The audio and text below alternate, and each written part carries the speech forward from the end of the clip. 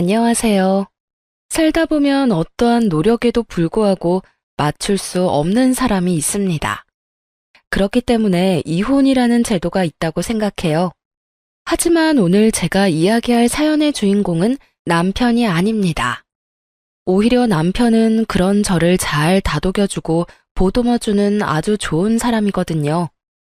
가끔씩 어떻게 그런 나쁜 사람이 이런 좋은 사람을 키웠나 하는 의아한 마음까지 들 정도예요. 저와 잘 맞지 않는 사람은 바로 시모거든요. 시댁은 아들이 셋이나 되는 아들 부잣집이에요. 남편은 그 중에 막내였고 위로 두 아주버님들은 여태 결혼을 하지 못하고 계셨어요. 그래서 그런지 시아버지는 첫 며느리인 저를 아주 특별하게 생각해 주셨어요. 결혼식 날에도 시아버지의 그런 마음을 그대로 느낄 수 있었거든요. 며느라가, 너는 참 특별한 며느리다. 우리 막내가 너처럼 야무지고 착한 사람을 데려와서 너무 감사하고 고마운 일이야. 가족이라는 건 만들어가는 거다. 네가 외부에서 온 사람이라 하더라도 가족이 되려는 노력만 있다면 진짜 가족이 되는 거야. 나는 내 식구를 각별히 여길 수밖에 없어. 내 부모님들은 모두 타계하셨고 그 많던 형과 여동생도 뭐가 그리 급한지 벌써 다들 죽고 없지. 그러니까 너는 오래오래 우리 아들 곁에 있어다오. 가족을 모두 일찍 잃으신 참 딱한 분이셨습니다. 그래서 가정을 매우 소중히 생각하셨어요. 그런 시아버지의 모습은 남편과 참 닮아 있었죠. 네, 아버님, 저도 건강하게 그 사람 곁에서 오래오래 있을게요. 아버님도 오래오래 함께 해주세요. 그렇게 대화를 나누며 화기애애한 모습을 보인 것과 달리 시모와의 관계는 처음부터 그리 좋지 않았습니다. 그리고 결혼할 때에도 시모는 저를 쳐다보지도 않았어요. 솔직히 가장 최악이었던 건 신혼여행 후 돌아왔을 때 시모가 한 말 때문이었어요. 딴 주머니 찰 생각 말고 내조나 잘해라. 그 말은 강한 경고로 들렸습니다. 마치 제가 남편 재산을 탐내는 여자처럼 보였죠. 하지만 남편은 버는 거에 비해서 돈을 많이 모아둔 사람이 아니었어요. 저와 남편은 같은 회사에서 만나 30대 후반의 늦은 나이에 결혼을 하게 됐거든요. 솔직히 그 나이쯤에는 어느 정도 재산이 모여있기 마련인데 남편에게는 돈이 정말 많지 않았어요. 남편이 낭비가 심하다거나 주식 같은 걸 하는 사람도 아니었고요. 저희 집도 공동 명의로 반반씩 해왔고 혼수는 제가 다 넣었을 정도로 남편의 수중에는 그리 큰 돈은 없었습니다. 그런 제게 이런 말을 하니 황당할 법도 하죠. 걱정 마세요, 어머님. 제가 내조 잘할게요. 그렇게 말하고 나왔지만 기분이 나쁜 건 어쩔 수 없었습니다. 그렇지만 그 시모만 빼면 남편과의 결혼 생활은 즐겁고 좋았어요. 저는 친정의 가족이 남동생 한 명뿐이라 가정을 이룬다는 것에 큰 의미를 가지고 있었거든요. 그래서 시모가 제게 나쁘게 굴더라도 남편만 보자는 생각으로 결혼을 하게 된 거였죠. 남편과의 행복한 결혼 생활 2년 만에 저희는 임신을 하게 됐습니다. 첫 아이는 첫 손주이기도 해서 남편과 시아버지의 기대는 나날이 높아져 갔습니다. 그리고 걱정도 커져만 갔죠. 불면 날아갈까, 떼어놓으면 깨질까. 정말 두 사람의 걱정을 한 몸에 받고 있으니 부담스럽기도 했지만 너무 기뻤어요. 나와 아이를 이렇게 사랑해주는구나 하고. 그런데 시모는 달랐습니다. 명백히 제게 이상한 아기를 가지고 있다는 건 임신 중에 맞이했던 제사에서 확실히 느끼게 됐어요. 그날은 임신 이후 처음으로 맞이하는 제사였어요. 그 전에 2번 정도 제사를 지내본 적 있었는데 혼자서 하기엔 양이 많았지만 시모와 둘이서 일하면 그렇게 힘들지는 않았어요. 이번에도 시모와 둘이서 하면 되겠지 하는 생각으로 왔는데 웬걸? 시모가 저에게만 모두 시키는 거예요. 요리도 기존에는 밑준비를 해주셨지만 이번에는 밑준비조차 안 되어 있었어요. 결국 시모는 저를 감독하기만 하고 저 혼자 모든 일을 해야만 했습니다. 남편이나 시아버지가 보이는 상황이었다면 도움이라도 요청할 수 있었는데 시댁 집 구조가 부엌이 거실에서 안 보이는 곳에 있어서 얼굴도 한번 볼 수 없었어요. 저는 슬슬 걱정이 되기 시작했습니다. 임신 20주의 산부인과에서 자궁 경부 길이를 측정했는데 2.7cm로 아슬아슬하게 위험하다는 진단을 의사로부터 받았거든요. 몸은 점점 무거워지고 저는 너무 무서워지기 시작했습니다. 그래도 제사가 끝날 때까지는 기다렸어요. 시모는 결국 설거지까지 모두 저한테 맡겼어요. 웃긴 건 남편이 부엌에 들어오려고 할 때마다 시모가 막아서며 잘하고 있으니 걱정 말라고 돌려보낸 거였어요. 하소연할 곳까지 막아버리니 입이 턱 막히더군요. 결국 저 혼자 설거지를 다 하고 시모에게 말했습니다. 어머님, 몸이 좀 안 좋아서 그러는데 설거지 끝냈으니까 잠시 방에서 쉬어도 될까요? 혹시라도 기분 나빠할까봐 공손하게 말했는데 돌아온 건 냉랭한 말뿐이었습니다. 네가 뭘 했다고 쉬어? 넌 어떻게 며느리가 돼서 시어머니보다 먼저 쉴 생각을 해? 너 임신했다고 대우받을 생각하지 마. 오늘 혼자 일했다고 나한테 뭐라고 하고 싶은 것 같은데 오늘부터 계속 너 혼자 일할 거야. 네, 그래도 오늘 일은 다 끝났으니까 쉬어도 되는 건 맞죠? 저도 말이 곱게 나오지는 않았습니다. 앞으로 혼자 하라는 그 이야기에도 한마디 하려고 했지만 몸이 힘드니 그냥 쉬고 싶은 마음뿐이었거든요.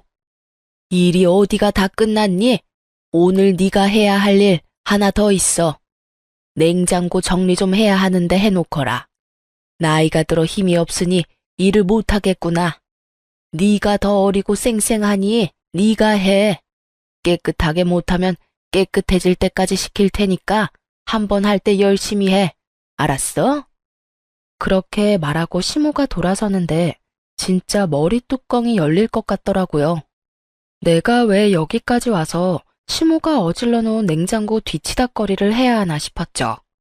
그런데 너무 스트레스를 많이 받았는지 배가 사르르 아파오더군요. 덜컥 걱정이 됐습니다. 저는 부엌에서 배를 부여잡은 채 남편을 불렀어요.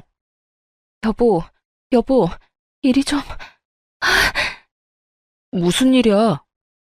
나 배가 너무 아파. 너무 무리했나 봐.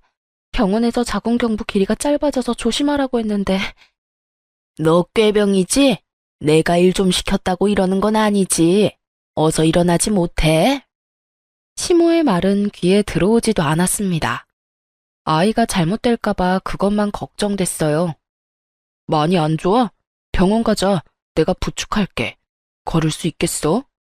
결국 시댁은 한바탕 뒤집어졌습니다. 남편은 저를 데리고 곧장 차에 실어 병원으로 향했어요. 저희 집과 시댁은 10분 거리였고 집과 산부인과 거리도 15분 정도라 금방 도착할 수 있었어요. 그런데 의사 선생님 표정이 좋지 않더군요. 유산 기운이 있으니 당분간은 누워 지내라고 말씀하셨어요. 그리고 입원해서 상태를 봐야 하고 퇴원해도 괜찮을 때까지는 좀 있어 봐야 한다고 했어요. 그 이야기를 듣고 있던 남편이 저와 아이가 걱정이 됐는지 얼굴을 찌푸리며 제게 말을 했습니다. 이렇게 될 때까지 일만 하는 바보가 어디 있어. 아이 생각해서 조금이라도 쉴 생각을 해야지. 나도 쉬고 싶었어. 그런데 쉴 수가 없었단 말이야. 어머니는? 어머니도 같이 일하셨잖아. 어머니한테 말했으면 쉬게 해주셨을 텐데. 어머님은 오늘 손가락 하나 까딱 안 하시고 나한테 다 시키기만 하셨다고. 내가 쉬고 싶다는 말 안 한 줄 알아?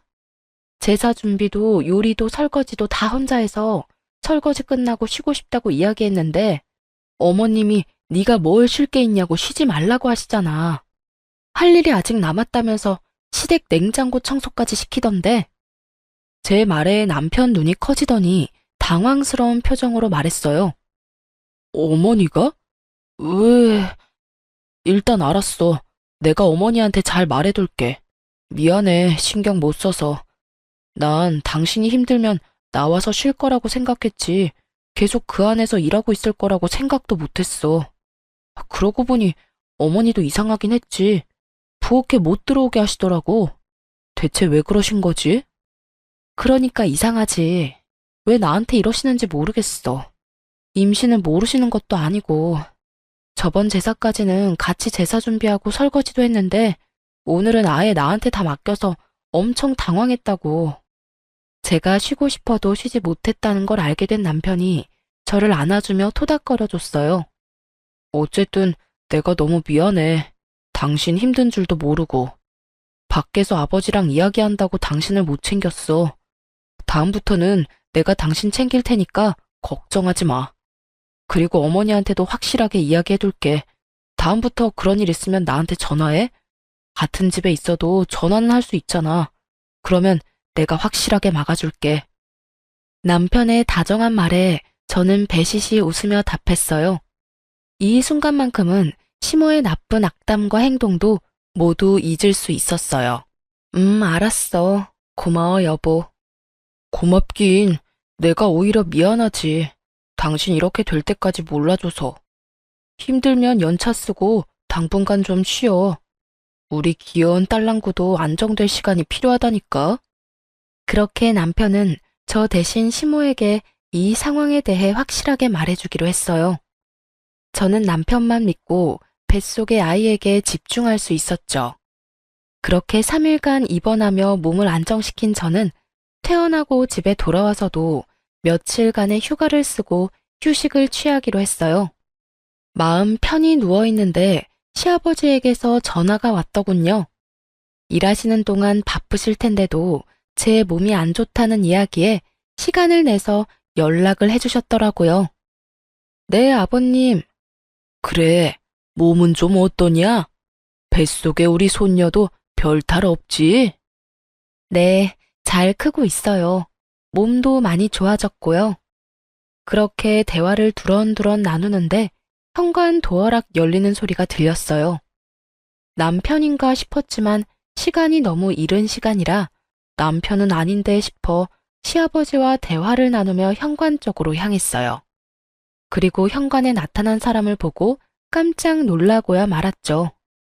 바로 시모가 제 눈앞에 서 있더군요. 야, 너 싸가지 없는 년이 네 남편한테 뭐라고 짓거렸어? 어머님, 여긴 어떻게? 시모가 허락도 없이 도어락을 열고 들어와 제게 악담을 퍼붓기 시작했어요. 순간 저는 들고 있던 전화기를 아래로 내리고 시모의 목소리가 잘 들리도록 전화기를 고쳐 들었습니다. 시아버지가 이 모든 일들을 고스란히 들으실 수 있도록 말이죠. 그것도 모른 채 시모가 말을 하더군요. 내가 제사 준비에 설거지에 냉장고 청소까지 시켰다고 네가 일렀지? 그런데 그게 무슨 잘못이야?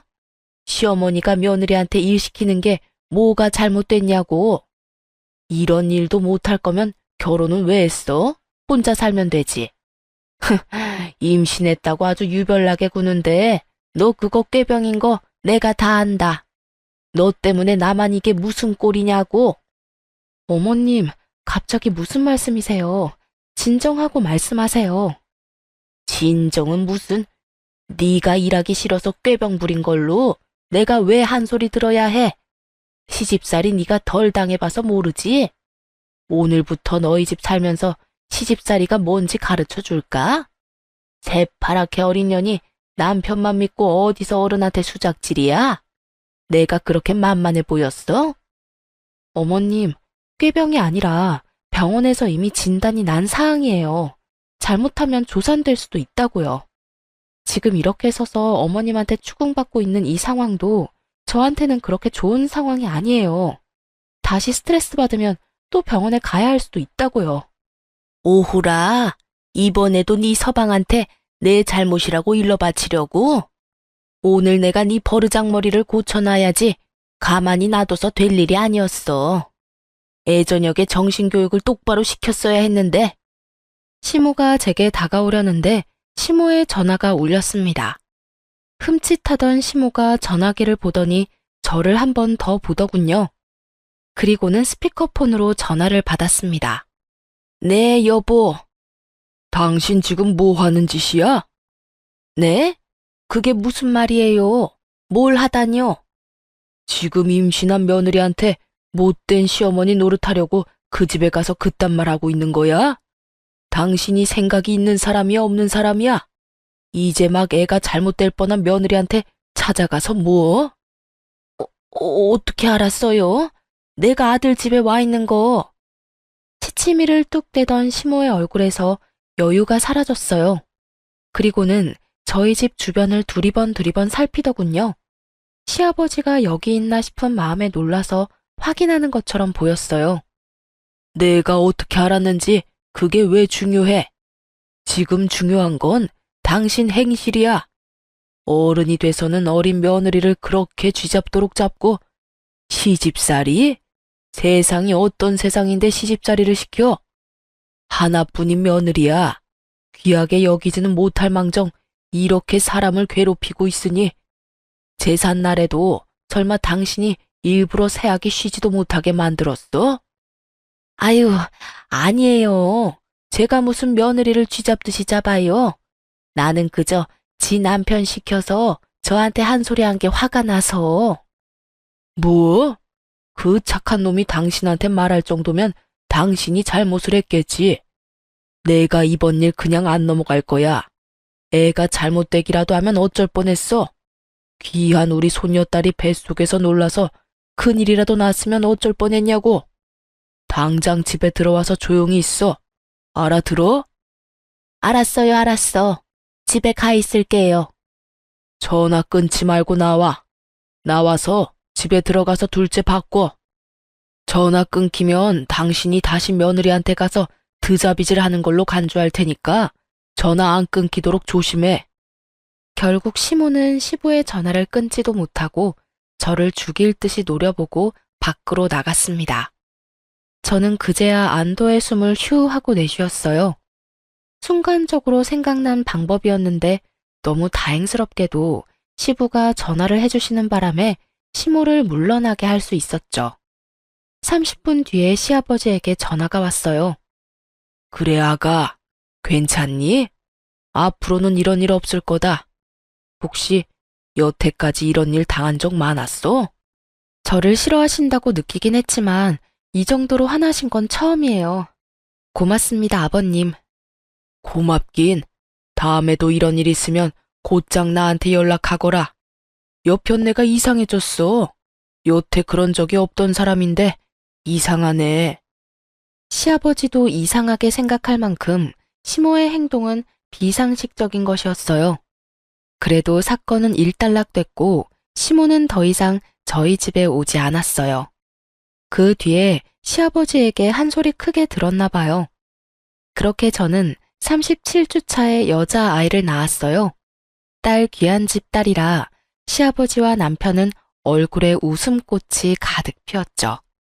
잘했다. 예쁜 손녀 보니 기분이 좋구나. 집에 애가 있으면 분위기가 또 다르지. 자, 이거 받거라. 선물이다. 시아버지가 주신 것은 금팔찌였습니다. 첫 손주 출산이라고 시아버지께서 준비하신 거였어요.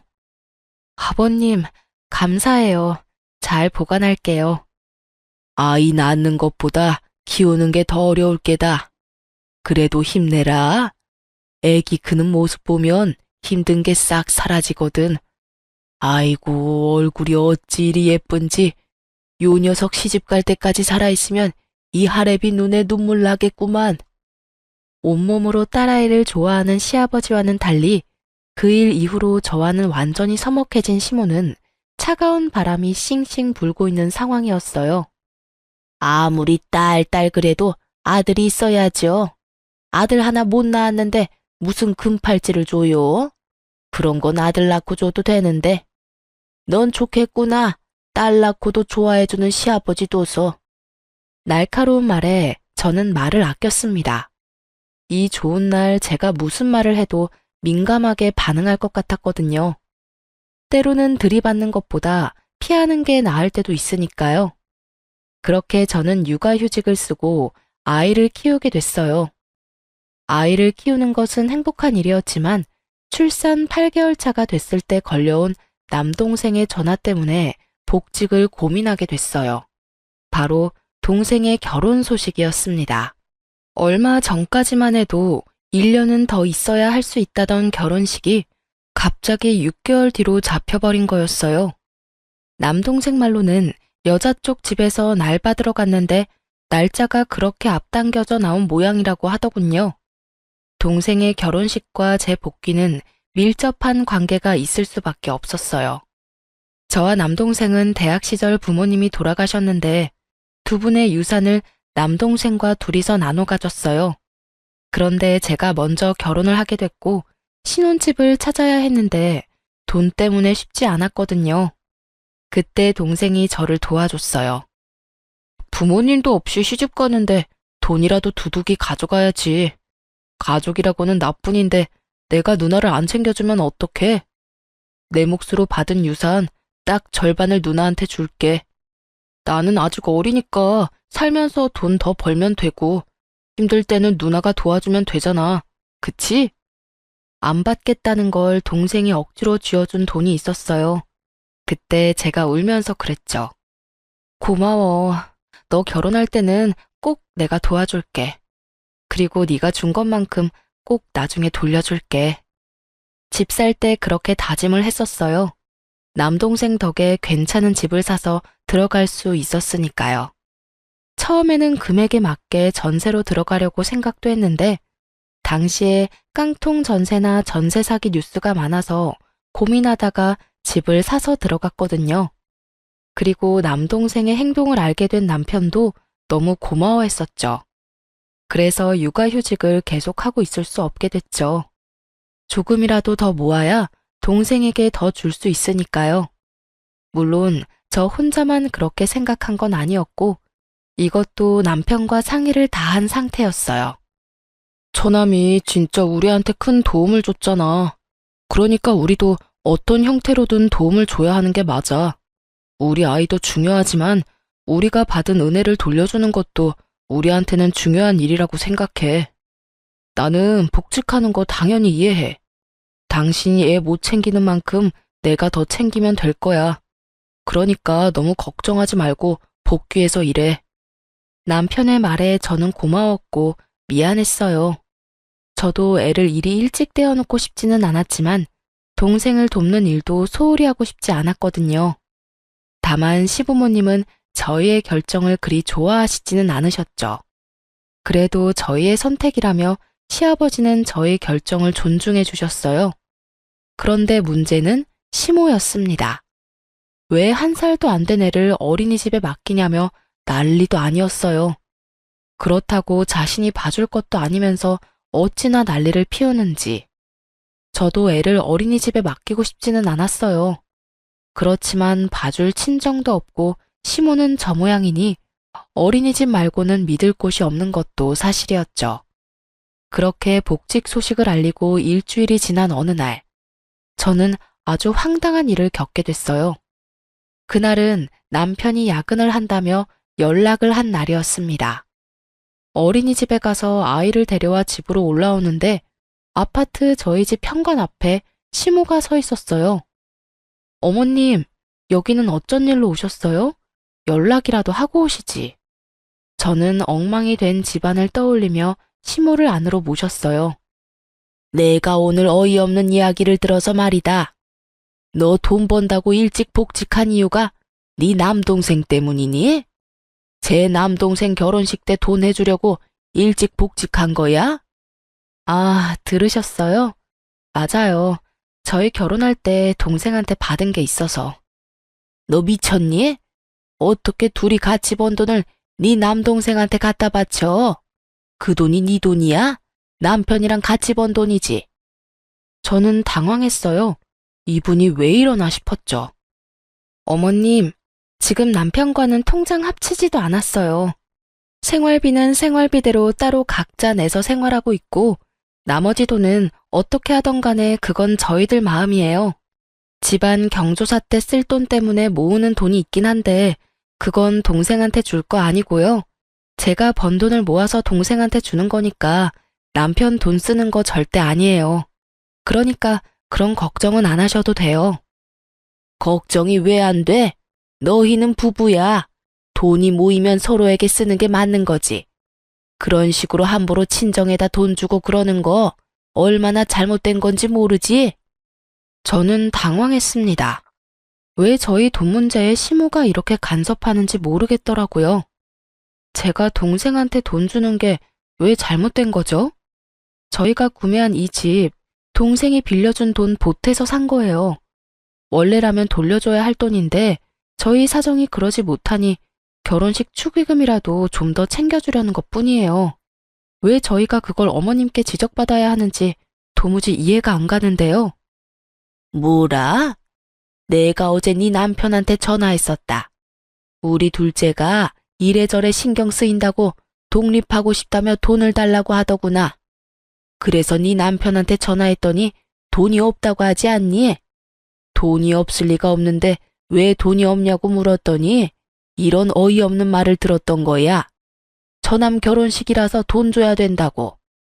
자기 형 곤란한 건 돕지 못한다는 게 도대체 무슨 말이니? 너는 출가 외인이 돈 받았으면 그걸로 끝내야지. 왜 내 자식 돈까지 앞에서 그 빚을 갚으려는 건데? 네가 문제야, 네가. 처음에 결혼할 때부터 마음에 안 들더니 가면 갈수록 더 마음에 안 드는 행동만 해. 너 때문에 네 아주버님 전세자금 마련 못하면 네가 책임질 거니? 말도 안 되는 시모의 어거지에 저는 골이 띵했습니다. 설마 남편한테 아주버님 전세금을 달라고 하셨어요? 어머님이야말로 너무하신 거 아니에요? 아주버님은 저번에도 사업자금 한다고 남편한테 돈 빌려갔잖아요. 제가 소리를 지르는데 남편이 집에 돌아왔더군요. 야근을 한다더니 무슨 이유에서인지 일찍 마쳤더라고요. 남편이 돌아오자마자 저와 실랑이를 하는 시모를 보고 깜짝 놀라 들어왔습니다. 어머니, 여기서 뭐 하세요? 너 잘 왔다. 너도 그러는 거 아니다. 네 형은 못 본 채하고 처남한테만 돈을 빌려준다는 게 말이 되니? 제 가족 놔두고 남의 가족을 챙겨? 시모의 말에 남편이 눈살을 찌푸리며 시모에게 말했습니다. 어머니, 그거라면 이미 말씀 다 드렸잖아요. 앞으로는 이제 더 이상 돈 못 드려요. 저 결혼 전부터 어머니가 말씀하시는 대로 형들 위해서 돈 많이 드렸잖아요. 이제 가정도 있고 키워야 할 애도 있는데 매번 이렇게 형들 때문에 돈 달라고 하시면 어떡하시냐고요. 여전히 어머니가 원하는 용돈 100만 원씩 드리느라 집에는 돈도 제대로 못 주는데 이 상황에서 형 전세금을 해주라니요. 앞으로도 그럴 일 없을 거예요. 그리고 앞으로 드리는 용돈도 줄여서 아버지 편으로 드릴게요. 네 둘째 형이 불쌍하지도 않니? 이번만 도와주면 알아서 잘한다잖아. 그런데 왜 그거 하나 못 도와줘? 네가 그러고도 사람이야? 이미 그렇게 도와준 거 다 포함하면 1억이 넘는 금액을 드렸어요. 일 시작하면서부터 첫째, 둘째 형 뒷바라지 하느라 결혼할 때도 집도 못 해가고 와이프랑 반반으로 해야 했고 혼수도 와이프한테 다 맡겼다고요. 그리고 처남이 먼저 저희 결혼을 도와준 거니까 이번엔 저희가 돈 보태는 게 맞아요. 어머니는 뭐가 그렇게 안 입고 우세요? 당연하지. 네가 번 돈은 다 우리한테 써야 되는 돈이야. 왜 그걸 남의 집에 주는 건데? 처남도 제 가족이에요. 더 이상 이야기해봐야 제 입만 아프니 돌아가세요. 왜 돌려보내는데? 빨리 약속해. 돈 주겠다고 약속하라고. 계속 이러시면 아버지 부를 거예요. 남편이 시아버지를 입에 올리자마자 시모의 표정은 누그러졌습니다. 그리고는 남편에게 화를 낸 채 떠나더군요. 남편이 한숨만 쉬며 거실 소파에 몸을 파묻더라고요. 미안해. 당신 피곤한데 아까 전에 어머니랑 전화 통화하다가 당신한테 찾아갔을 것 같아서 바로 퇴근하고 왔는데 정말로 찾아와서 저럴 줄이야. 짙게 피로가 묻은 남편 목소리에 더 물어보고 싶어도 미안해서 못 물어보겠더라고요. 여보, 우리 당분간 어머님 안 봤으면 좋겠어. 보실 때마다 저런 말하면 어떡해? 그래, 그러자. 당분간 거리를 갖는 것도 나쁘지는 않겠어. 결국 시모 때문에 저희는 시댁의 발길을 끊게 됐어요. 아이 때문에 못해도 2주에 한 번은 갔던 시댁이었습니다. 그리고 그렇게 발길을 끊으니 결국 시아버지는 애가 다른 모양이었어요. 예쁜 손녀딸도 함께 발길을 끊게 됐으니까요. 그래도 시아버지에게는 전화 연락은 거의 이틀에 한 번씩 드리고 있었어요.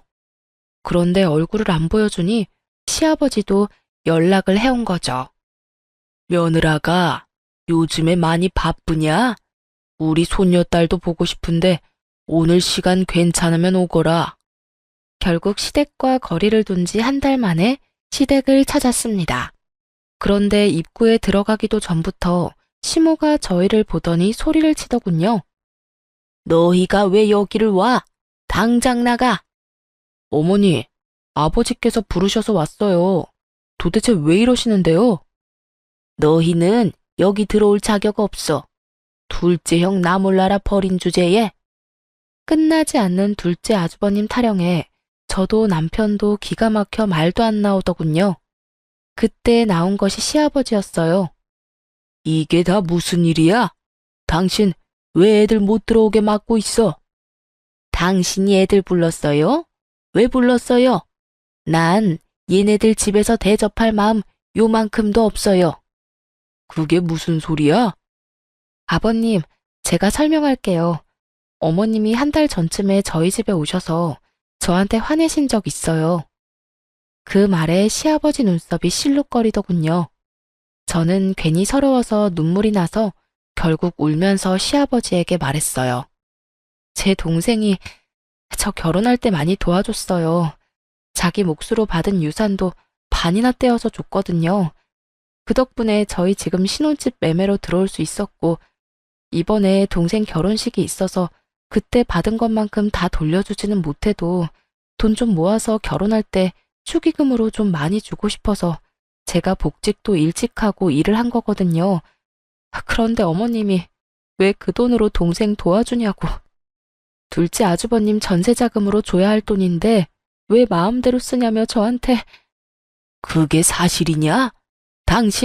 당신이 말해봐. 당신이 진짜로 며느리한테 친정 도와주는 거 하지 말라고 말했어? 예, 제가 그랬어요. 그게 뭐 잘못됐어요?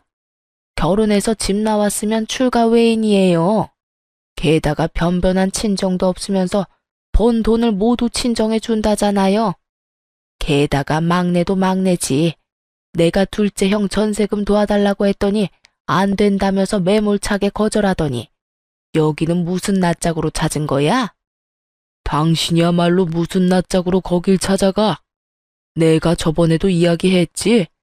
제발 어른이면 채통 좀 지키라고. 당신이 뭔데 아들 내외 집에 가서 돈 쓰는 거에 화를 내고 와?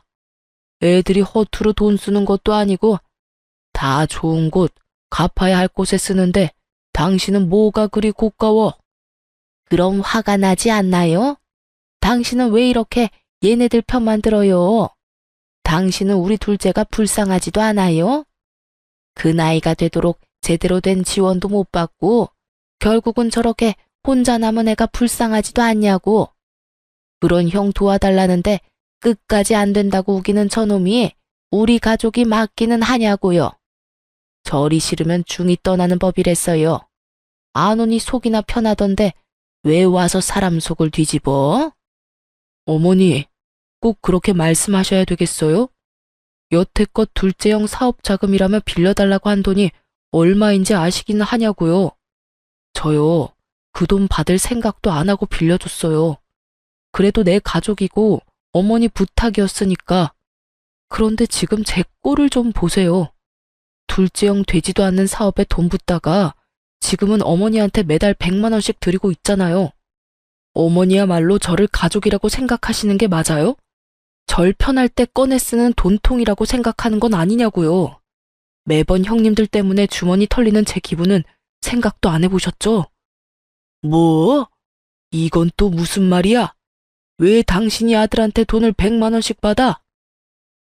여보, 그게 아니, 둘째가 그때 사업한다고 설쳤을 때 돈 좀 빌려달라고 해서 대출 받아서 좀 빌려줬어요. 애가 잘 되면 갚겠다고 했는데 잘 안 되는 바람에 빚이 고스란히 남아서 막내한테 돈 좀 달라고 했죠. 솔직히 여태 이만큼 키워줬으면 그 정도는 해줘야 하는 거 아니에요?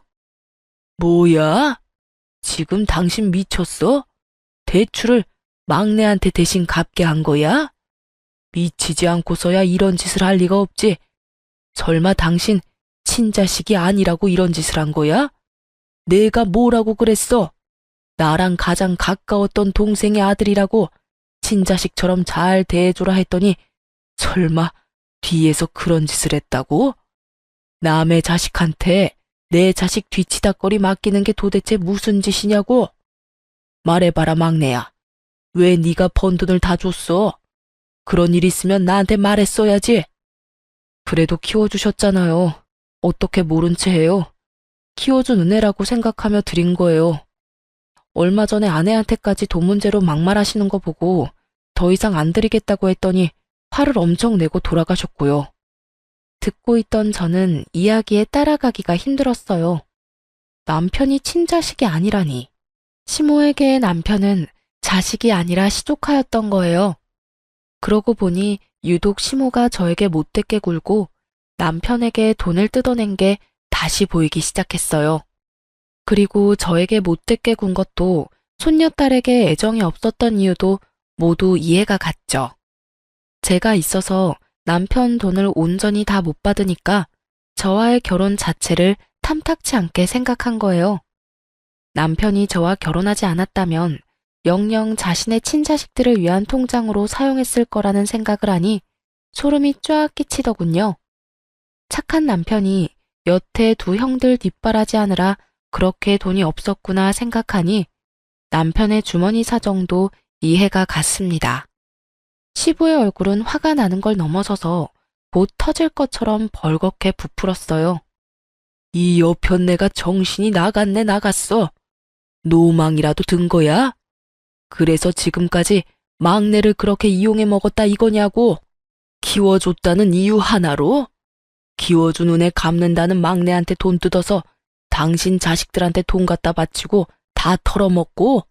생각이 있는 거냐고? 내가 저 녀석 제대로 된 인간 노릇할 때까지 돈 한 푼 주지 말라고 한 거 잊었어?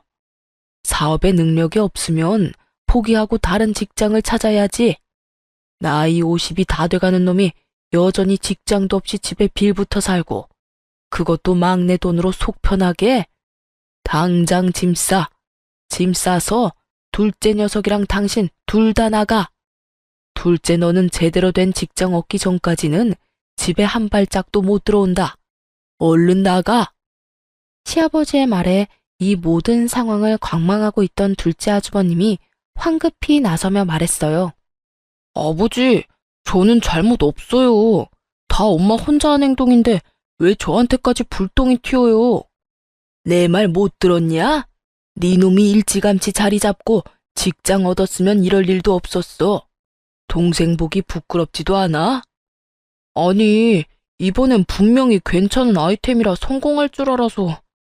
아이템 같은 소리하고 자빠졌네. 야, 똑같은 이야기를 벌써 20년째 듣고 있다. 네가 털어먹은 돈이 얼만지 알기나 해? 봐주는 것도 이제 끝이야. 그럼 집은요? 전세금이라도 주셔야 나가죠. 전세금? 네 앞에서 감히 전세금 소리가 나와? 첫 달 월세, 그것만 지원해 줄 테니 다음 달부터는 네가 일해서 월세 갚아.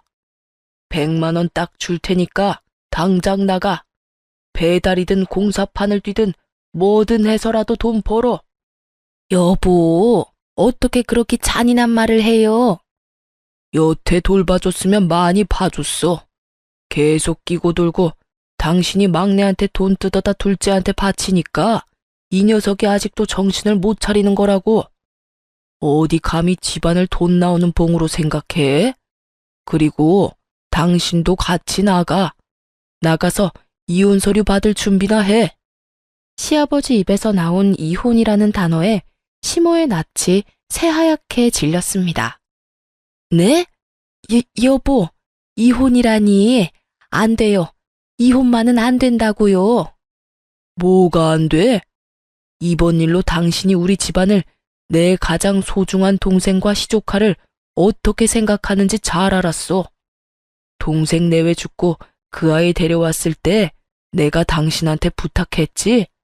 이제 내 가족 중에 단 하나 남은 조카라고.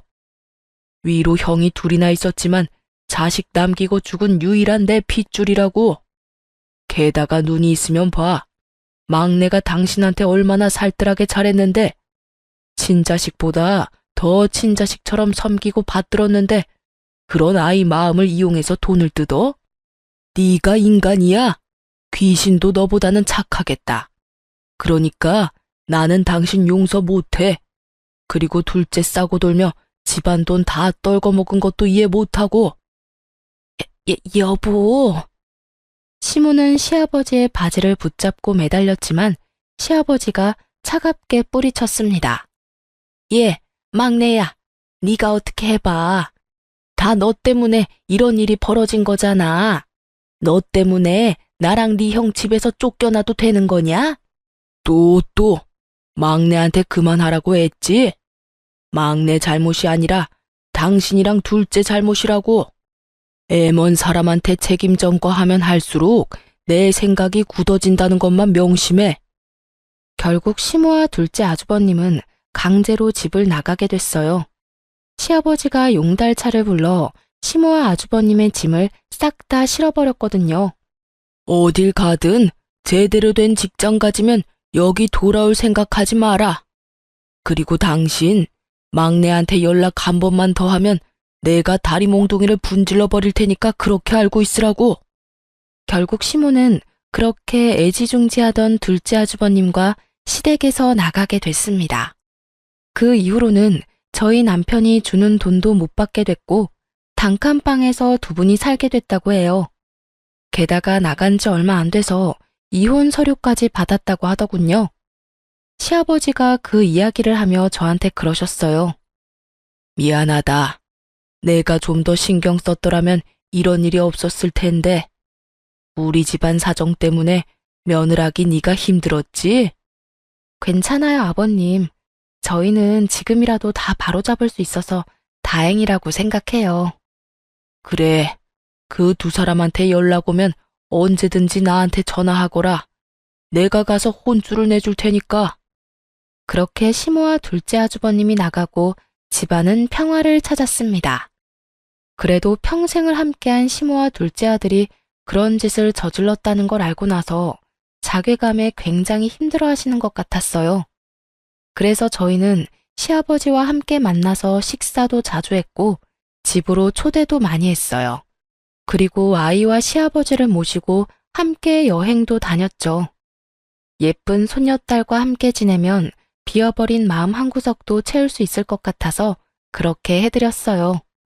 그날도 시아버지께서는 아이를 목에 태우고는 여행을 갔다가 집으로 돌아오는 길이었어요. 시댁 앞까지 시아버지를 모셔다 드리려는데 그 앞에 시모가 서서 시아버지를 기다리고 있더군요. 싱글벙글 손녀 재롱에 즐거워하던 시아버지의 얼굴이 얼음장처럼 순식간에 차가워지더군요. 여긴 왜 찾아왔어? 여보, 잘 지내고 있으니 보기 좋네요. 다른 게 아니라 둘째가 직장 취직했어요. 택배 일인데 그래도 돈 벌고 있으니 이제 자기 앞가림도 하고. 그러니 이제 저도 다시 여기로 돌아오고 싶어요.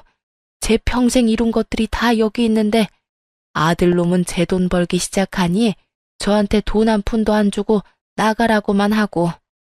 돈을 벌기 시작한 둘째 아주버님이 자기가 번 돈을 쓰는 시모가 눈에 거슬린 모양이었어요. 그래서 나가라고 한 모양이더군요. 갈 곳 없는 시모가 여기로 오는 건 어쩔 수 없는 순서였고요. 참 웃기지도 않았어요.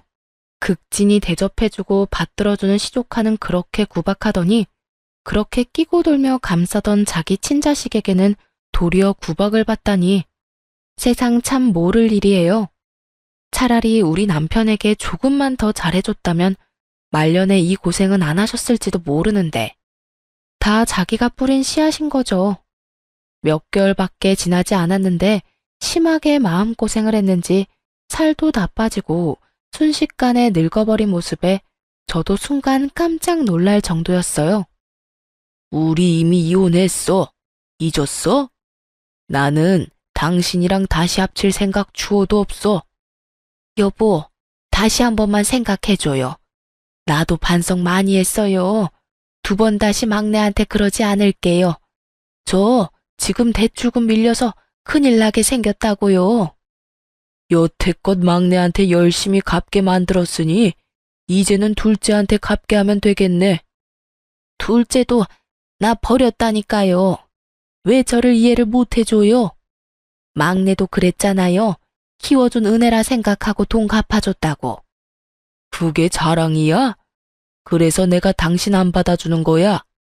동생 죽고 막내가 우리 집에 올 때 동생 유산으로 2억 받은 거 새카맣게 잊었어? 그 돈 덕분에 우리 집 망할 뻔했을 때 그걸로 겨우겨우 살아난 거 잊었냐고. 그래서 내가 말했지. 우리 집 복덩이니까 잘 키워달라고. 당신은 내 동생 목숨값으로 잘 먹고 잘 살아놓고 은혜를 원수로 갚은 거야. 어떻게 막내한테 또 돈을 뜯어? 동생 유산 덕분에 당신이 여태 이렇게 누리면서 살았다고. 그런데 그치만 그건 당연히 줘야 하는 거잖아요. 남의 집에 애를 맡기면서 그 정도 돈도 안 주면 그러면 그 돈 받고 애들이나 잘 돌보면 될 일이지. 다 큰 막내한테 돈은 왜 뜯었어? 게다가 며느리한테까지 가서 그 추태를 보여? 끝까지 반성 안 하고 뻔뻔했던 시모는 본전도 못 찾고 그 자리에서 떠났습니다. 시아버지가 시댁에 들어가서 저희에게 자세한 이야기를 해주시면서 통장 하나를 주시더군요. 그 안에는 2억이라는 큰 돈이 찍혀 있었어요. 알고 보니 남편 아버지, 그러니까 시아버지의 남동생이 돌아가시면서 유산으로 2억을 남겼다고 해요. 그걸로 급한 불 끄느라 그만큼 돈 벌 때까지 이렇게 오래 걸렸다고 하시면서 말이죠. 남편은 2억 중에 1억만 받기로 했는데 나머지 1억은 키워준 은혜로 돌려드리겠다고 했어요. 그러자 시아버지께서는 웃으며 저에게 나머지 1억을 주겠다고 하셨어요. 가족 때문에 마음고생한 너한테 이 돈을 주마. 결혼식 때 동생한테 빌린 돈도 갚고 남은 걸로는 너 원하는 데 쓰거라. 그 돈은 온전히 너희 거다. 사실은 너희 시모가 가져간 돈도 다 돌려주면 좋으련만 그것까지는 내가 어떻게 해볼 도리가 없어. 그 사람도 어쩌자고 그런 짓을 했는지. 그렇게 저와 남편은 시아버지에게 생각지도 못한 돈을 받게 됐어요. 그 돈으로 남동생 결혼식에 도움을 줄 수 있었고요. 남편은 갑자기 생긴 돈에 놀라면서도 아이를 위해 잘 놔두겠다고 말했어요. 시모도 저희 남편에게 조금만 더 잘해줬으면 이렇게 늙어서 고생할 일은 없었을 거예요. 시댁은 안정을 찾았고 저와 남편의 생활도 안정을 찾았어요. 그리고 저는 둘째를 임신 중이죠. 시모가 저와 맞지 않다고 사연 처음에 말씀해 드렸는데 실제로는 많은 사람과 맞지 않았나 봅니다. 결국에는 이렇게 시댁에서 뚝 떨어내듯 도련해져 버렸으니 말이죠. 이래서 뿌린 대로 거둔다는 말이 있나 봅니다. 그렇게 자기 팔자 열심히 꼰 시모 보며 새로이 마음을 다잡게 됐네요. 평생 잊지 못할 교훈을 주셔서 그 교훈 가슴에 새기고 살고 있어요. 지금까지 제 사연 들어주셔서 감사합니다. 좋은 하루 되세요.